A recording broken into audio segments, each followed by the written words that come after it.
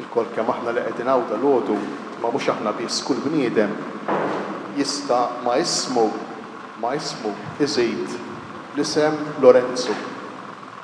Dan qed ngħidu mhux biex nagħmel pjaċir lilkom ta' San Lawrenz. Imma x'din il-verità. Din il-verità, kull bniedem ġo fih għandu l-isem Lorenzo. X'jiġifieri dan l-isem Lorenzo? L-isem Lorenzo għandu l-oriġni tiegħu fil-kuruna tar-rant. Laurea, Laurentius. U din il-kuruna tar-rant x'kienet? Kienet ir-rigal, il-premju moti lil dawk li jaslu x'imkien. Għada sal-ġurnata mqasa tal-lum. Dawk li jirbħu tiġrija, dawk li jiġu iggradwati fl-universitajiet, kull min jasal x'imkien jiġi il-laureat, jiġi gradwat. Allura jiġi iddikjarat Laurentius. U din il-kelma Laurentius edha fil-fond tal-qalb ta' kull wieħed u kull waħda minna għaliex. Għax kollha kemm aħna sakemm ħajjejn irridu naslu x'imkien. Kollha kemm aħna. U sakemm irridu naslu x'imkien, sakemm għandna skop fil-ħajja, sakemm nixtiequ il-kelma proprja nirrealizzaw lilna nfusna, inkunu mwettqin, inkunu sħaħ, inkunu kompluti bħala bnedmin, allura għandna jgħajja tfina f'kull bniedem dan l-isem. Laurentius. Laurentius. Mela naħseb li kollha kemm aħna naqblu li nixtiequ nkunu aħjar. Kollha kemm aħna naqblu li ġo fina hemm enerġija, hemm imbuttatura li tmexxina pass jew iktar quddiem. U ħafna drabi meta m'hemmx din l-imbuttatura nibdew ninkwetaw li dħalna fl-istress jew fid-depressjoni, dħalna fis-sqaq swiet u maħniex naraw dawn. Imma sakemm aħna ħajjejn u sakemm moħħna u qalbna jaħdmu mhux ħażejn, ġo fina hemm din ix-xewqa, ġo fina hemm dan l-isem Laurentius. Imma kif nippruvaw aħna fil-ħajja tagħna ta' kuljum naqgħu din ix-xewqa? Għalkemm ġo fina, ġo kull wieħed u ġo kull waħda minna, hemm dan il-bżonn, hemm din il-ħtieġa li nkunu aħjar u fuq dejn naqblu kollha kemm aħna, però mbagħad ma naqblux fuq kif nistgħu aħna nkunu aħjar. Hemm modi illi jistgħu verament jenuna nkunu aħjar, imma hemm toroq, hemm passi, hemm modi oħra illi jpoġġuna f'sitwazzjoni għar milli nkunu qegħdin fija. Allura li minnej it-triq illi jurina Laurentius illum, li minni it-triq tal-laurea vera u propja, li minni it-triq li tejna nħossuna tassew bnedmejn, imwettqin, realizzati, li minni din it-triq. Laurentius li kien kif tafu intom żagħżugħ intelligenti, mill-istess raħal żgħir ċkejken fejn twielet ġewwa Spanja, sa Saragozza l-Università fejn imbagħad iltaqa' mal-Papa Sistu t-tieni u sa Ruma. Dan iż-żagħżugħ promettenti, dan iż-żagħżugħ intelligenti, dan iż-żagħżugħ illi kien qiegħed ifittex ukoll li jwettaq l-umanità tiegħu li jkun bniedem sħiħ. Jażel illi t-triq tiegħu tkun Ġesu Kristu. It-triq tar-realizzazzjoni tal-bniedem, it-triq tat-twettieq tagħna, it-triq illi tista' tagħmilna tassew kuntenti hija waħda. Hija waħda. U ħafna minna għandna esperjenzi ta' toroq oħra. Għandna esperjenzi ta' disfatti, ta' frustrazzjonijiet, ta' nkwiet li jġibu toroq oħra. Hija din it-triq biss, it-triq ta' Ġesu Kristu li lilna tista' tiggradwana tista' tillawreana. Nistgħu ngħidu li jitwettaq fina Laurentius, titwettaq fina l-umanità tagħna. U li min din it-triq? Hija triq li jurina l-Vanġelu tal-lum. It-triq li jkomplu isaħħu il-qari li smajna kemm l-ewwel wieħed kif ukoll it-tieni wieħed. Ħini irrepetejna fis-salm, ħini il-bniedem, imbierek il-bniedem, makarjos il-bniedem, imwettaq kuntent il-bniedem, li ma bniedem li jagħti bil-ferħ. Kemm nippreokkupaw ruħna fil-ħajja, kemm ninkwetaw biex nakkwistaw u biex niksbu. Ippruvaw irriflettu ftit li kull ma nakkwistaw u niksbu fil-ħajja jkunx ikun jekk ikunx flus, kif tkunx popolarità, kif ikunux unuri, kif tkunx pożizzjoni fuq ix-xogħol, ikunx ikun irriflettu naqra. Kull ma nakkwistaw mhux jissodisfana, mhux jikkontentana, imma bħal joħloq fina vojt ikbar. Bħal dik it-toqba, dik il-ħofra li hemm fil-qalb tagħna tikber u titwessa. Din l-esperjenza tagħna kollha kemm aħna. Naħseb li ħadd mhu se jmieri lil ħadd fuq dan li qegħdin ngħidu. Għax din hija l-verità. M'hemm xi ħaġa li lilek tista' timliek u tgħid jien mimli, jien issa sodisfatt għal kollox. M'hemm l-ebda ħaġa, l-ebda oġġett, l-ebda persuna, l-ebda esperjenza, l-ebda rigal, xejn u xejn. U allura li min it-triq ta' Ġesu? It-triq ta' Ġesu illi fis-sitwazzjoni li qiegħed fija bħalissa int bil-kapaċitajiet tiegħek li għandek issa int, mhux li se jkollok il-quddiem. Bil-ġid tiegħek li għandek issa int, bil-persuni li għandek madwarek, bid-difetti kollha li għandhom issa int. Tipprova tħobb. Din hi t-triq ta' Ġesu. U din hi t-triq tar-realizzazzjoni. Din hi t-triq li tista' tagħtina milija. Din hi t-triq li lilna tista' tgħinna nħossuna bnedmin ta' veru, bnedmin tas-sew.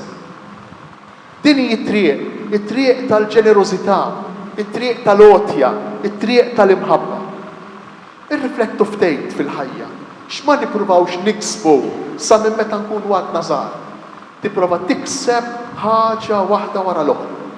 L-ewwel l-iskola, imbagħad il-ħbieb, imbagħad tipprova tikseb lit-tfajla jew lill-ġuvni, imbagħad tipprova tikseb il-karriera fuq ix-xogħol, imbagħad il-post fejn toqgħod, id-dar fejn toqgħod, imbagħad forsi għal dar tnejn, forsi għal karozza tnejn, u tibqa' miexi.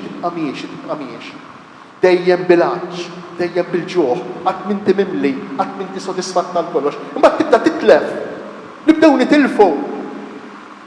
Nibdew nitilfu dak li nħobbu, nibdew nitilfu kultant dak il-persuni li nkunu dedikajna il-ħajja tagħna kollha madwarhom għalihom. U nibdew nindunaw illi jkollu kemm ikollu l-bniedem, huwa fqejr, huwa għeri. Il-bniedem m'għandu xejn, għandu biss ħaġa waħda l-bniedem li tista' tagħmlu sinjur, ħaġa waħda biss. Il-kapaċità li jħobb, il-kapaċità li jgħin, il-kapaċità li jaqdi, il-kapaċità li jaħfer, il-kapaċità li jassisti, il-kapaċità li jkun mal-persuni fil-bżonn. Dejn l-unika kapaċità, dejn l-unika ħaġa li għandna li lilna tagħmilna tassew sinjuri. Fis-sitwazzjoni li qegħdin fija issa, ħafna drabi aħna ngħixu fl-illużjoni meta jkolli iktar, meta nakkwista dik il-biċċa art, meta mbagħad nagħmel dik il-ħaġa, meta nakkwista dak id-degree, imbagħad inkun nista'.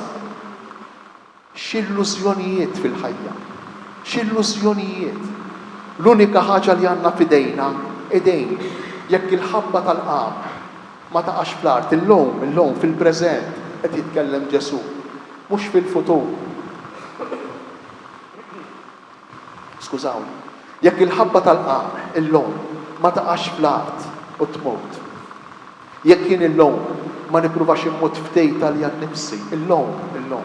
U nagħti biċċa minn innifsi, nagħti li l-nifsi lill-oħrajn, lill-raġel tiegħi, lill-mara tiegħi, lit-tfal tiegħi, lill-ġenituri tiegħi, lil-ħuti, jekk jien ma nħobbx f'dejt lill-oħrajn, jien se nibqa' vojt, jien se nibqa' dejjem bil-għaġġ, jien se nibqa' dejjem bil-ġuħ.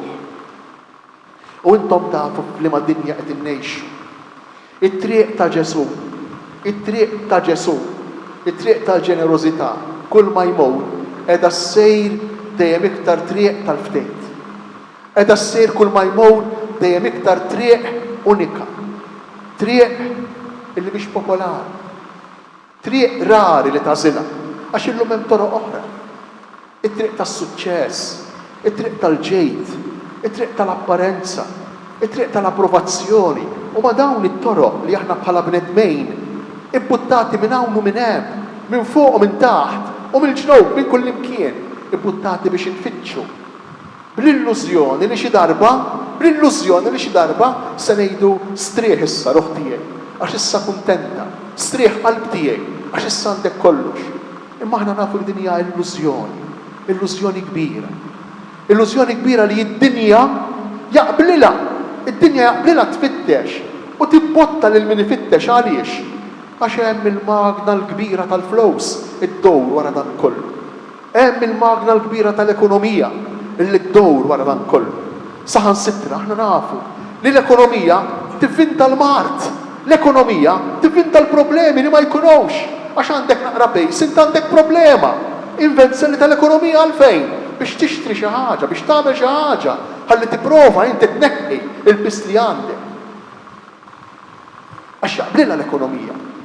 Jaqblilha li inti tiġri fit-triq li lilek ma tikkuntentak qatt. Għax inkella tieqaf ton fuq. Inkella ma tibqax ton fuq. U hemm bżonn li tibqa' ton fuq. Għax l-ekonomija trid iddowr, ir-rota tal-flus trid iddowr. U allura għalhekk Ġesu jippreżentalna it-triq. Jien hu it-triq, jien hu l-verità, jien hu l-ħajja. U ippermettuli dal-għodu. Ma ninsewx li San Lawrenz li kien bniedem intelligenti, il-fidi titlob l-intelligenza. Tgħidu li allura min mhux intelligenti, kulħadd għandu xi ftit jew jista' intelligenza. Imma importanti li jinsaħħu l-fidi bl-intelligenza. Importanti li l-fidi ma tibqax xi ħaġa hekk li nilqgħu naċċettawha blama u flama jew arwar bis-superstizzjoni. B'sens maġiku immur nitlob imbagħad tiġri xi ħaġa. Nagħmel wiegħda imbagħad taqla l-grazzja. Noqogħdu attenti. Ġesu Kristu wisq iktar intelligenti minn hekk. San Lawrenz li kien bniedem intelligenti għaraf minn kmieni li l-unika triq hi Ġesu Kristu. L-unika triq hi li jagħti ħajtu, li jagħti lilu nnifsu. L-unika triq, u mhix triq faċli, triq diffiċli. L-unika triq hi triq tal-vokazzjoni. Vokazzjoni fil-każ tiegħu ta' djaknu. Fil-każ tagħna vokazzjoni ta' miżżewweġ, ta' miżżewġa, jew ta' saċerdoti. Fil-każ tagħna msejħin kollha kemm aħna, fis-sitwazzjoni tagħna nerġa' nirrepeti biex inkunu bħal Ġesu. Kull wieħed u kull waħda minna fis-sitwazzjoni tiegħu. Imma San Lawrenz, żagħżugħ intelligenti ta' madwar 25-27 sena, nafu li minn ta' 32 sena. Jażel bħala it-triq tal-ħajja tiegħu, it-triq tal-vokazzjoni ta' djaknu, it-triq tal-ewwel tarġa tas-saċerdozju, id-djakonat. U ippermettuli dal-għodu fil-festa ta' dan il-qaddis kbej, imma fuq kollox fil-festa ta' dan ir-raġel intelligenti, ta' dan ir-raġel bis-sens, ta' dan ir-raġel kbej. Ippermettuli nippreżenta dal-għodu hawnhekk magħkom il-ħajja tal-vokazzjoni reliġjuża, saċerdotali, bħala għażla ta' nies intelligenti, bħala għażla ta' nies li jarfu li fl-aħħar mill-aħħar tikseb kemm tikseb matul 5, 10, 20, 30 sena minn ħajtek, fl-aħħar mill-aħħar tispiċċa bidek mimlija bir-riħ, bidek mimlija b'xejn, bidek mimlija bil-vojt. U dan għandna esperjenza kollha kemm aħna tiegħu. Jekk mhux lil Ġesu Kristu, jekk mhux l-għażla tagħna li nagħtu il-ħajja tagħna, nagħtu lilna nfusna lilu. U allura min jażel it-triq tal-ħajja reliġjuża, jew min jażel it-triq tal-ħajja tal-vokazzjoni saċerdotali, jew ta' konsagrazzjoni oħra, li ma anke fis-seklu, anke fid-dinja, mhux qiegħed jagħmel għażla bla sens, mhux qiegħed jagħmel għażla ta' barra minn hawn, imma l-għażla permettuli ngħid li tixraq l-iktar lill-bniedem, lill-verità tal-bniedem. Tixraq l-iktar lill-verità tal-bniedem. Għax fl-aħħar mill-aħħar, x'se jibqa' jien, int, kull wieħed u kull waħda minna quddiem il-persuna ta' Ġesu. Aħna biss se nibqgħu, dak li se jibqa'. Imma kultant ngħixu bl-illużjoni tal-eternità ta' dak li għandna. Bħalli kieku dak li għandna, jew dak li akkwistajna, jew il-gost, ippruvaw irriflettu ftit. Il-gost sakemm inti rċivejta l-ħaġa, sakemm inti akkwistajta l-ħaġa, u dawk il-ftit momenti meta akkwistajta xi bad jisparixxi, kif jgħid tajjeb Shakespeare. Il-pjaċiru meta inti qed tixtieq il-ħaġa, għax meta takkwistaha taħrab, meta takkwistaha ma tibqax tieħu gost bija.